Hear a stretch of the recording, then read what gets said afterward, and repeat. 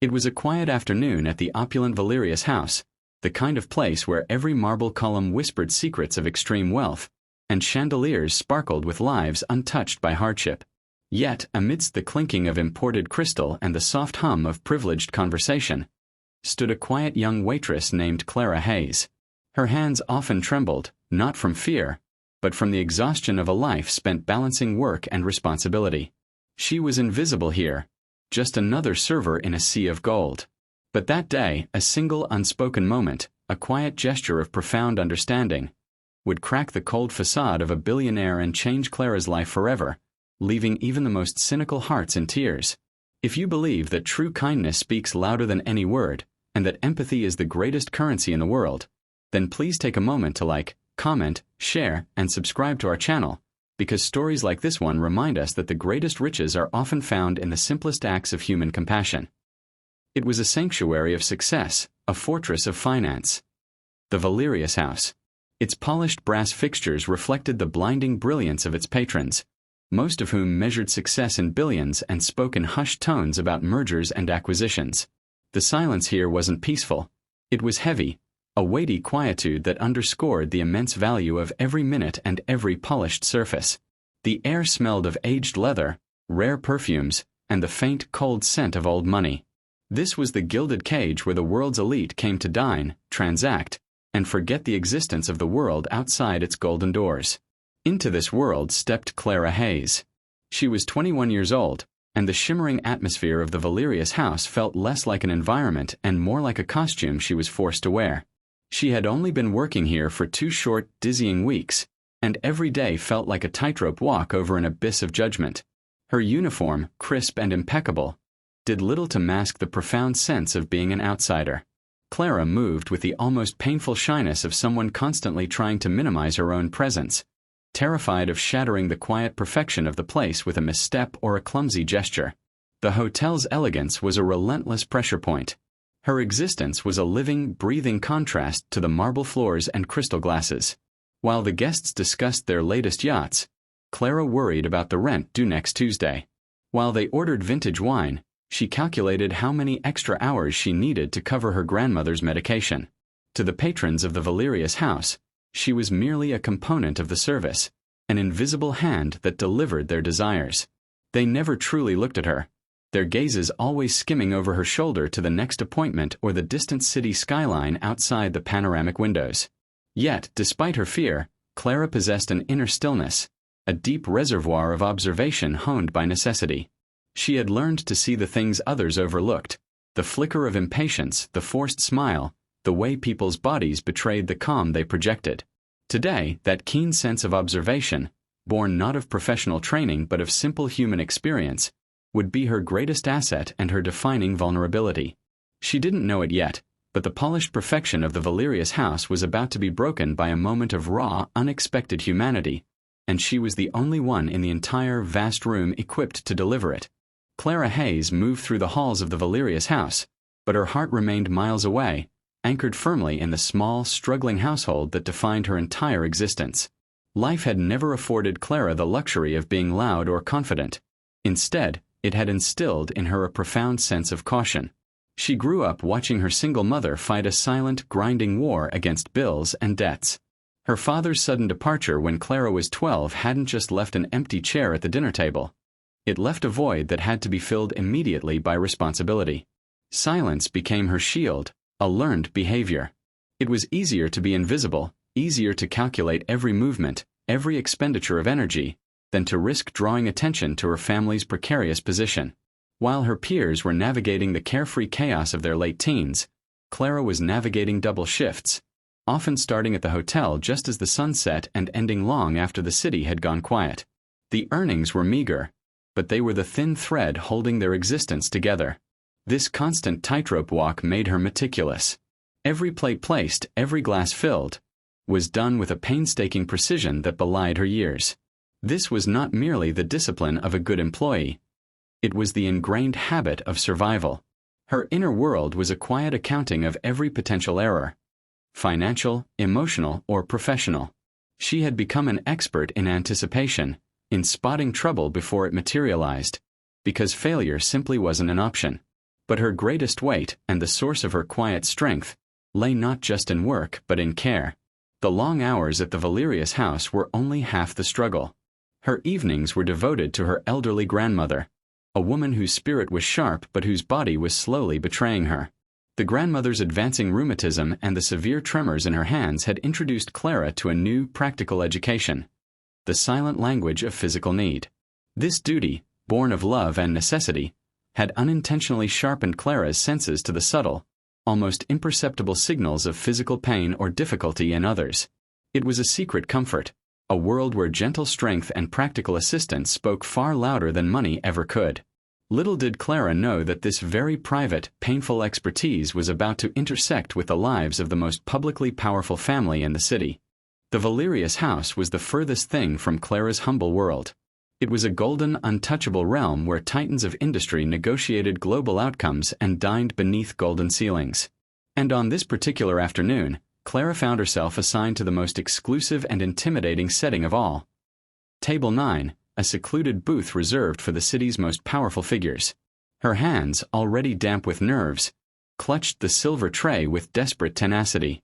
Her assignment was to serve none other than Elias Vance, a billionaire known throughout the financial world not just for his staggering wealth and sharp intellect, but for his reputation.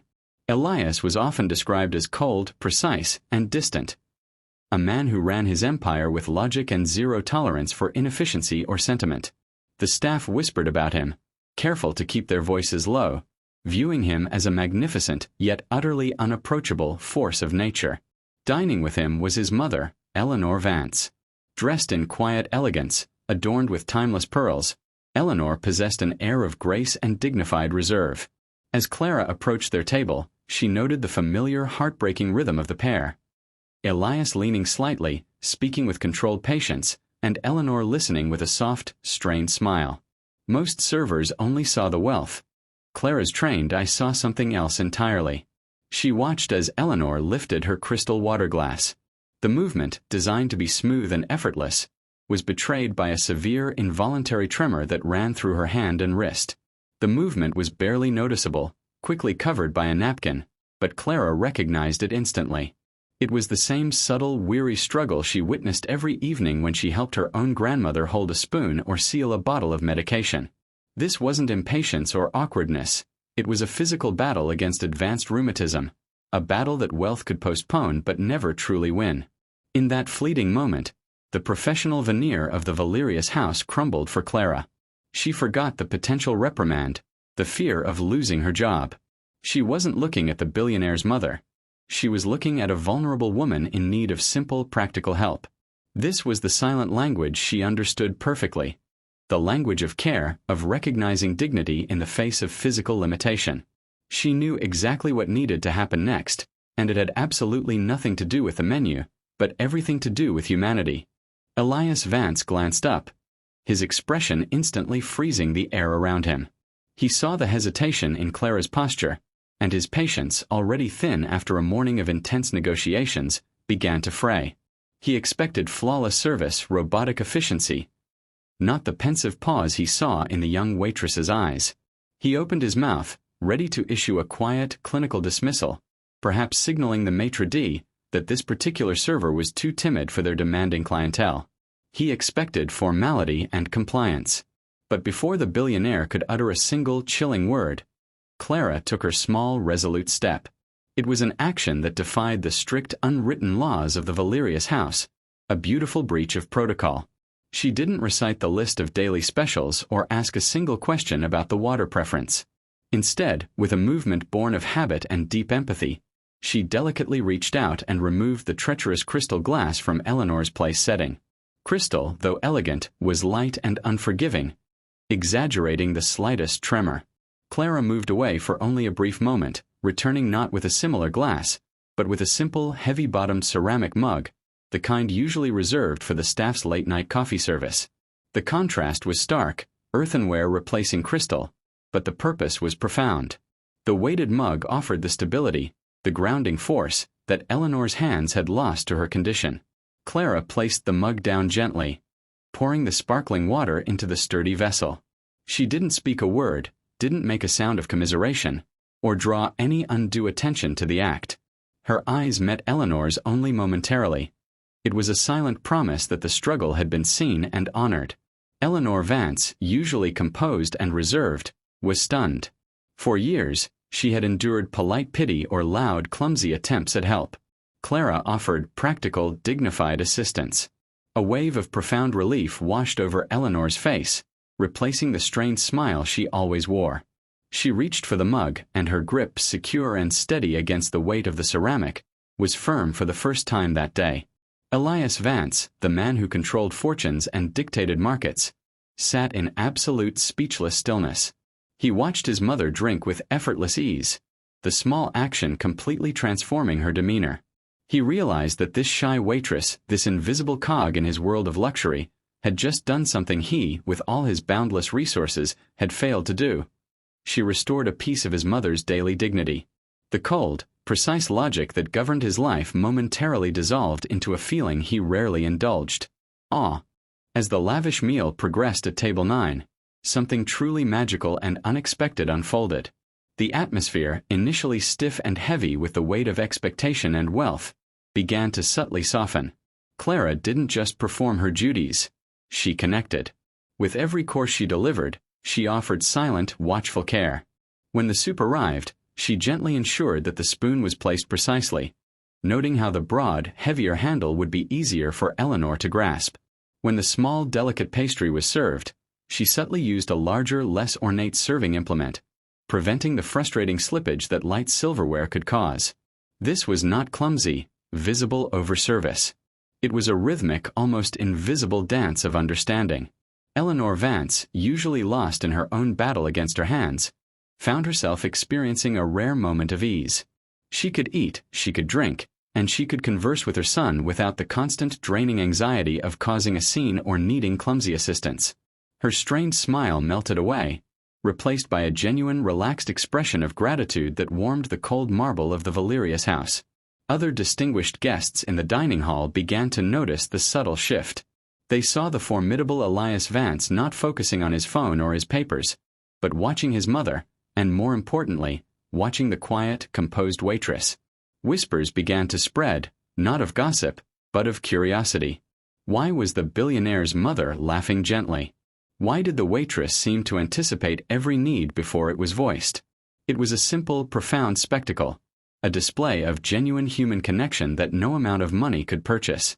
Elias, for his part, remained silent, utterly mesmerized. He wasn't thinking about stock options or quarterly profits. He was simply watching his mother come alive. He had hired the best doctors, the best physical therapists, and the best personal aides for Eleanor, yet none had achieved this fundamental, peaceful comfort. It was a humbling realization for a man who believed he could solve any problem with capital and logic. He saw the kindness in Clara's eyes, a depth of empathy that felt utterly foreign in his transactional world, and for the first time in a very long time, he felt genuinely indebted to a complete stranger.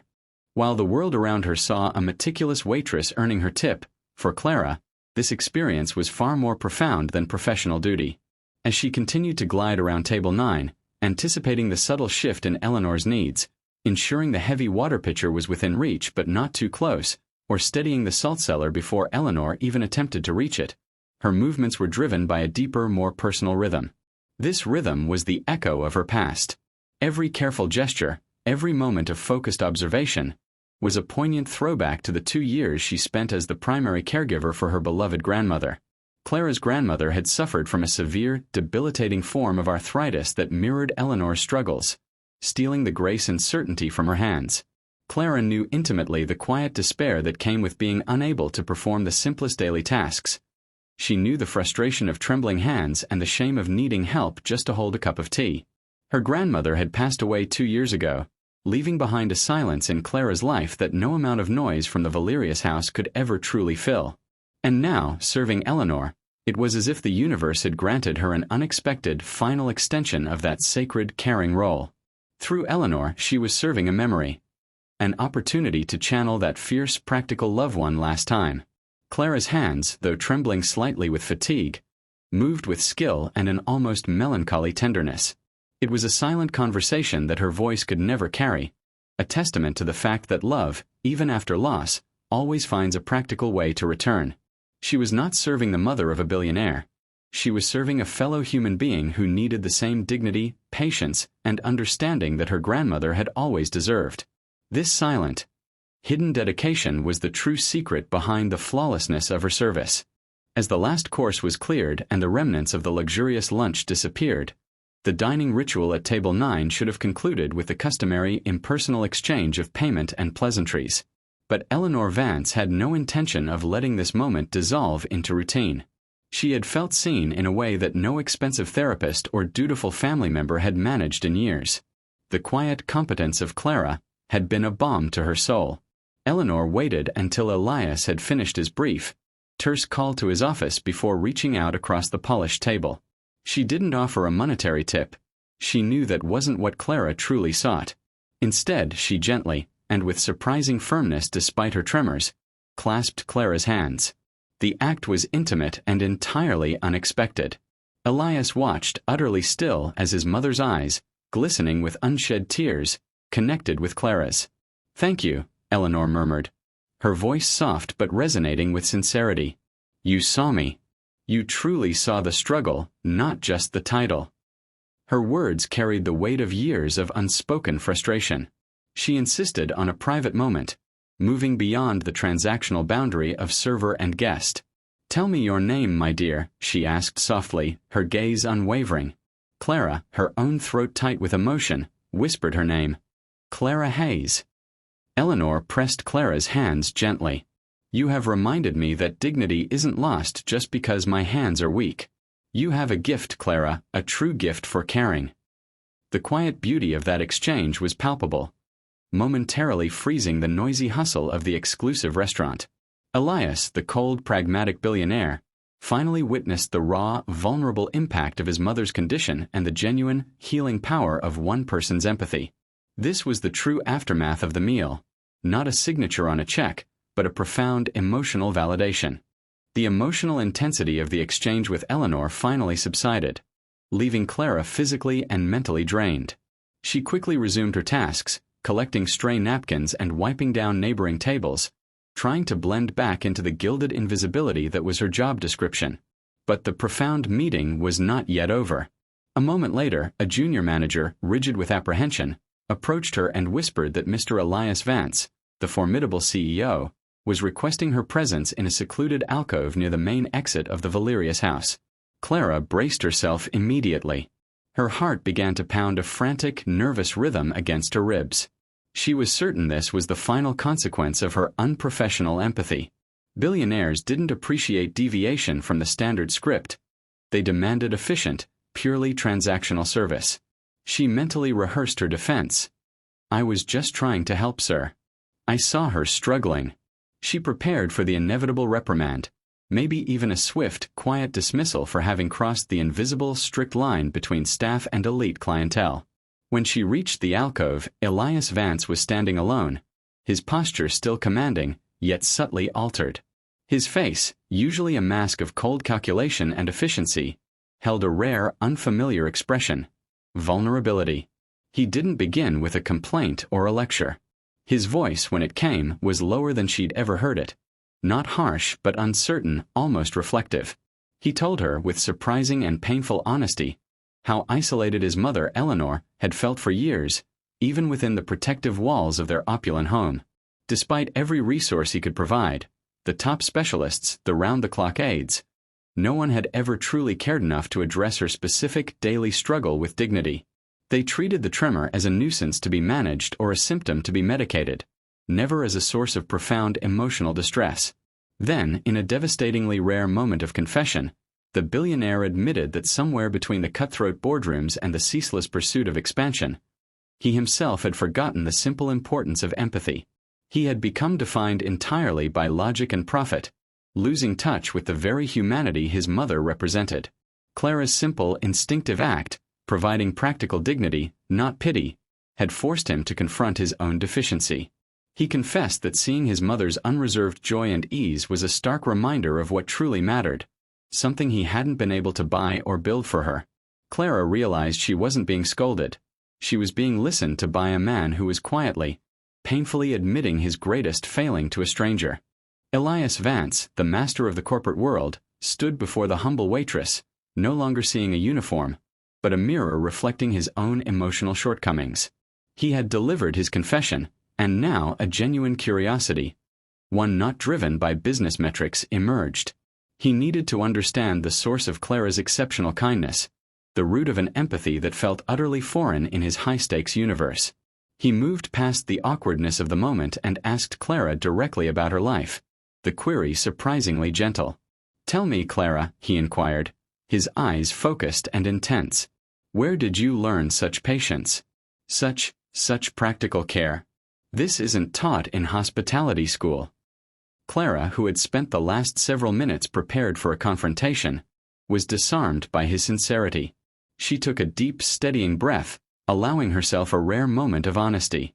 She recounted the story of her grandmother, detailing the years she spent helping her navigate the daily struggles with severe arthritis. She described the quiet, intimate routines, the specific way to help her grip a fork, the necessity of steadying a glass, the small modifications to ensure dignity.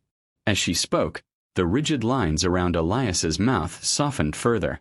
He didn't interrupt, but listened with the acute attention he usually reserved for quarterly earnings reports. When Clara reached the part about her grandmother's passing 2 years prior, a new, deeper layer of understanding dawned on Elias. He finally grasped that Clara's actions weren't merely an attempt to earn a better tip or a fleeting act of virtue. They were a continuation of profound, self-sacrificing love.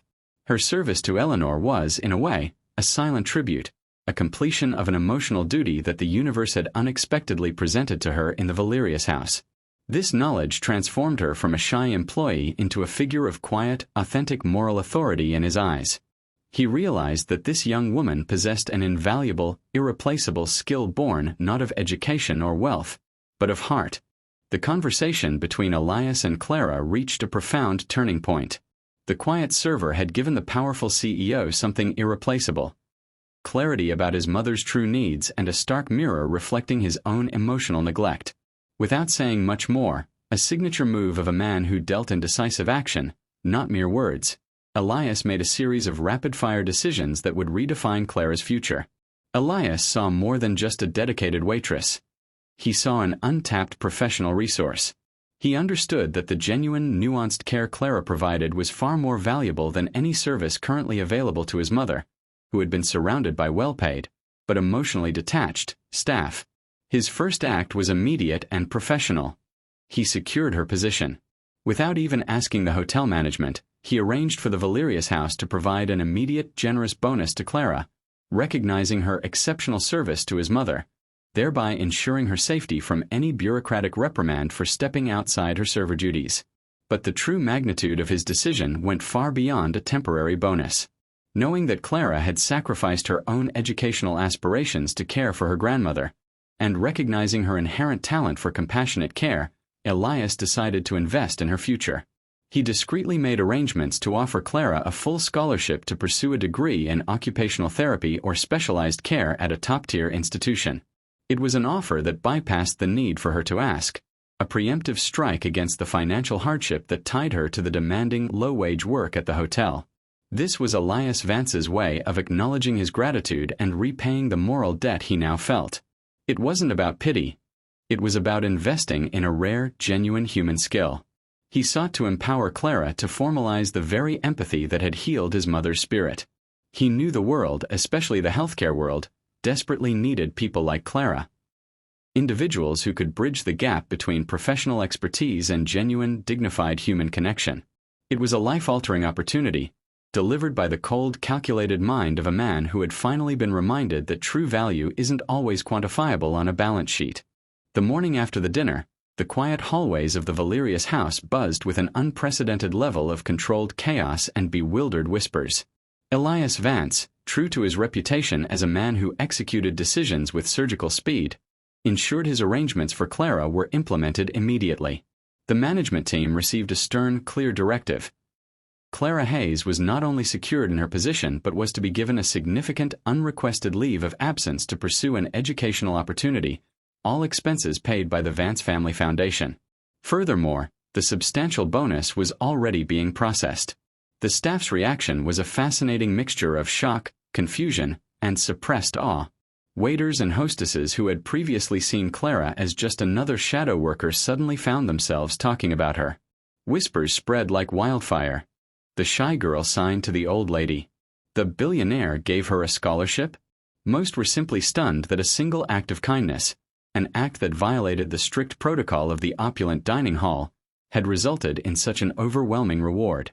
It shattered the unwritten rule that in this world, only connections and credentials mattered, not compassion. However, the ripple effect did not stop at Clara's personal fortune. Driven by the profound impact Clara had on his mother, Elias also leveraged his immense influence. He arranged for a specialized in-house seminar on dignified service and practical empathy, to be sponsored by his foundation, mandatory for all floor staff at the Valerius house. The intent was clear. He wanted to institutionalize the very kind of nuanced care Clara had provided, ensuring that his mother, and any future guest with special needs, would be treated not just with formality, but with genuine, informed respect. Though he never mentioned Clara's name in the memo, the staff knew exactly who had inspired the sudden, sweeping change in corporate policy. Clara's quiet act had inadvertently become a catalyst for reform in the very palace of wealth that once rendered her invisible. Word of what transpired in the quiet, exclusive dining room of the Valerius house could not be contained within its polished walls. The story of the shy waitress, the empathetic gesture, and the billionaire's sudden transformative reaction was simply too powerful, too human, to remain a secret among the elite. Guests who had witnessed the silent, moving exchange, the moment Clara knelt down to secure the heavy water pitcher, the look of genuine relief on Eleanor Vance's face, shared the story. Initially, it circulated in hushed tones among their peers, but soon it found its way into the broader digital sphere. The narrative quickly evolved from a simple anecdote into a powerful symbol of quiet humanity. People online were captivated, not by the wealth of Elias Vance, but by the unexpected simplicity and sincerity of Clara's action. It became a viral discussion. How one small, seemingly insignificant act of compassion could accomplish what all the money and power in the world could not, making another human being truly feel seen and cared for. The story challenged the common notion that success and kindness were mutually exclusive. Clara, unaware of her growing online fame, became an unwitting icon. She represented the power of the unseen, the quiet heroes whose labor often goes unnoticed. The story served as a potent, global reminder that, regardless of social status, all individuals deserve dignity and thoughtful consideration. It became a rallying cry for recognizing the value of those in service roles and validating the often unrecognized emotional labor they perform. The world was reminded that the most valuable exchanges in life don't require grand pronouncements. They simply require an open heart and the willingness to truly look at another person's need. Though Clara was now set on a path toward higher education, her connection with Eleanor Vance did not fade. In fact, it blossomed into something far deeper than a simple professional arrangement. It became a genuine, heartfelt friendship. Eleanor, a woman who had lived a life surrounded by servants and superficial acquaintances, now found true solace in the company of the young woman whose simple gesture had validated her struggle. She often returned to the Valerius house, not to dine with diplomats or discuss business, but specifically to spend time with Clara during her remaining shifts before starting school. These were moments of profound, quiet connection. Eleanor didn't need Clara to serve her anymore. She needed Clara's presence, her insight, and her unwavering sense of dignity. They would discuss the future, Clara's study plans, and sometimes, Eleanor would simply hold Clara's hand, a silent acknowledgement of the strength and empathy they shared. For Eleanor, Clara was a reminder that kindness was the most powerful medicine, one that could ease the chronic ache of isolation better than any pain reliever. Their ongoing bond became a living testament to the power of human connection over social status. It stood in stark contrast to the often transactional nature of the elite world. It proved that compassion wasn't a one-time charitable donation, but a continuous reciprocating force. This unexpected friendship was perhaps the most valuable gift Elias Vance could have ever given his mother. Not comfort, but the profound joy of being truly understood by another soul. Their story underscored a simple, beautiful truth, that the greatest acts of generosity often return to us in the form of meaningful relationships, proving that the heart's currency is richer than any fortune. The season shifted outside the grand windows of the Valerius house, mirroring the monumental change occurring in Clara Hayes's own life. Weeks had passed since the incident that had become legend among the staff. Now, during her final scheduled break before officially beginning her new chapter, Clara stood by a large, arched window, gazing out at the sprawling city skyline, no longer seeing it as a distant, unreachable world. The city, once intimidating and cold, now felt full of genuine possibility. A world she was finally prepared to step into on her own terms, thanks to the foundation of kindness she had unexpectedly laid. The scholarship offered by Elias Vance was not just financial aid. It was a powerful validation of her core belief that empathy was a profession, not just a fleeting feeling. She was enrolling in a special education program, deeply committed to mastering the skills needed to bridge the gap between people and the informed, dignified care they deserved, much like she had learned to do for her beloved grandmother. In this moment of quiet solitude, watching the sunlight bathe the cityscape, she didn't feel like a mere server anymore. She felt like a pioneer of compassion, ready to take her hard-earned silent skill out into the wider world. She thought of her grandmother, remembering the late nights, the tireless effort, and the overwhelming responsibility, and realized that those difficult years had not been a burden, but a rigorous, unplanned training course. She whispered a silent thank you into the glass, a private prayer of gratitude toward the past. Sometimes, the world tests us with loss and loneliness, forcing us to the edge of despair. Yet, as the golden light illuminated her hopeful face, Clara realized that love, real, powerful, selfless love, always finds a way to return. It often comes through the most unexpected avenues, usually through the quiet generosity of strangers who needed the act of giving just as much as she needed the opportunity to receive. Her future was now built on the foundation of compassion, and she was ready to build a life from it.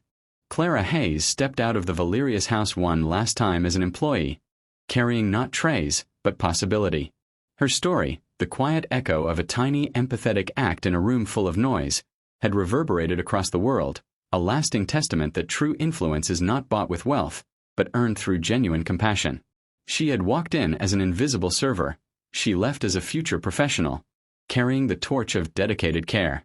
Her journey proved that life's greatest rewards often come not from seeking power or attention, but simply from seeing the unseen struggles of others.